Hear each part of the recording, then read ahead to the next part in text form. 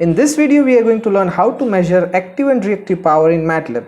Basically, this session, Matlab Simulink for beginner, is specially designed who is new to Matlab Simulink. So in order to measure power in Matlab, first of all, let's create a simple circuit. For that, let's go to library, simcaps,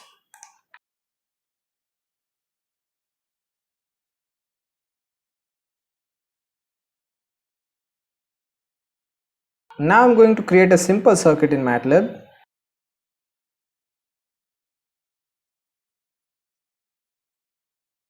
So this is the simple circuit which is created in Matlab in order to learn how to measure active and reactive power. Now we'll set the parameters in the circuit. So first of all, we'll start with the voltage source. So here in the voltage source, the peak amplitude is 100 volt. The frequency is 60 Hertz. We'll make it 50 Hertz. Okay, so we'll keep this parameter as it is. Now we'll go to RLC branch. So here we are going to set RL circuit, right? So that resistance draw active power and inductor draw reactive power. We'll set 10 ohm resistance and 10 millihenry inductor. So now this is our RL circuit is ready. This is current measurement block through which we will measure the current, and this is voltage measurement block through which we will measure the voltage. Now we'll use power GUI block. Now why do we need power GUI block when we're doing simulation? That I have explained in a separate video and the link is given over here. After this video you can check this out. Now we'll run the simulation. And here you are able to see the voltage and currents waveform. Now we are going to measure active and reactive power. So for that, again we'll go to library. In library we are in measurement block, and over here there is additional measurement. So we'll go to that additional measurement, and in additional measurement there is a block called power. So we'll add this block. So this is the power block. This power block is used to measure electric power in Simulink. It calculates the active and reactive power based on the input voltage and input current. So you can use this block when you want to measure power or you want to analyze the power in a circuit.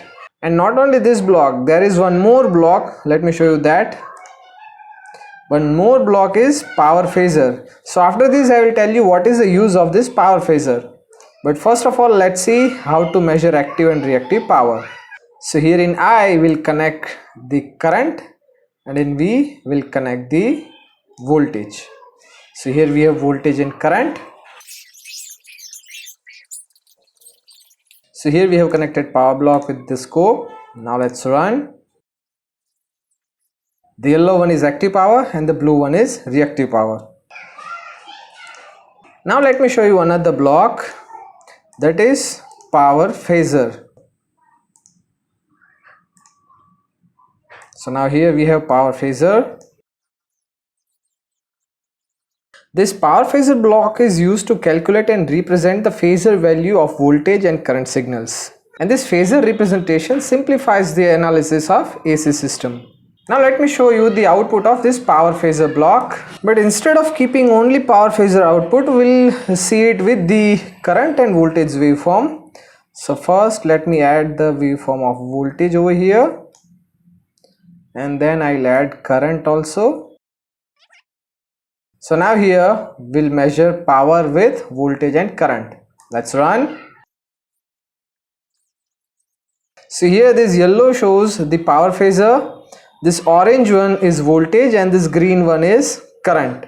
Let me change the inductance so that we can observe the change in waveform. Let's close it. Over here inductance is 10 millihenry, so let's make it 100 millihenry. So you are increasing inductance. So after increasing inductance, you can see that the lagging in current has increased. This one is voltage waveform. The green one over here, let me zoom it a little bit. So now you can see this green waveform. So this green one is current, this orange one is voltage, and this yellow shows the power flow. So that's how you can measure active and reactive power in Matlab Simulink, as well as you can observe the phasor of power. For more similar tutorials, you can refer this playlist, Simulink tutorials. For more tutorials on MATLAB programming, you can refer this playlist, MATLAB tutorials. So see you in that video.